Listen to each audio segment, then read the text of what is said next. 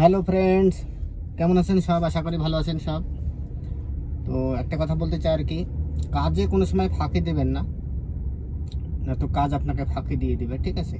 তো যতটা চেষ্টা করবেন কাজকে ভালোবাসার, এবং যে কোনো উদ্দেশ্য যদি আপনি থাকে, যে কোনো উদ্দেশ্য যদি থাকে একটা সাকসেস হওয়ার কিংবা একটা নিজের পায়ে দাঁড়ানোর, তো মেন জিনিসই কাজ, ঠিক আছে?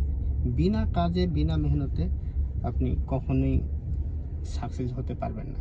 যদি এই ধারণা আপনার থেকে থাকে তো এটা ভুল ধারণা। তো কাজে বিশ্বাস রাখবেন এবং কাজের উপর মেহনত করা শিখবেন, দিমাগ লাগিয়ে কাজ করবেন না। এবং মানে কাজে যতটা পারবেন ফুল মেহনত করবেন। কেউ যদি আপনাকে সাপোজলি ধরেন, কেউ যদি আপনাকে 100 টাকার কাজ করায়, মানে কোনো মজদুরি যদি 100 টাকায় দেয় কাজে, তো আপনি চেষ্টা করবেন তাকে কাজ 200 টাকার উঠিয়ে দেওয়ার। এর থেকে এ লাভ হয়, दूसरा दिन অন্য দিন যদি আপনার কাউকে ডাকার ইচ্ছা হয় তো আপনাকেই ডাকবে, অন্য কাউকে নেবে না। কেন? অন্য লোক ফির ওই তো দিমাগ লাগাবে। আর আপনি যদি 100 টাকার মজুরি দেয় আর 100 টাকার কাজ বলে, তো আপনি চেষ্টা করবেন আপনি ওকে 200 টাকার কাজ করে দেবেন। তো এর থেকে আপনার উপরে লালস হবে, মালিকের লালস হবে এবং আপনাকে ভালোবাসবে এবং আপনাকেই ডাকবে। তো এটা একটা মেন পয়েন্ট। তো কারোর মন জয় করতে হলে কোনো কোনো জায়গায় হেরেও যেতে হয়,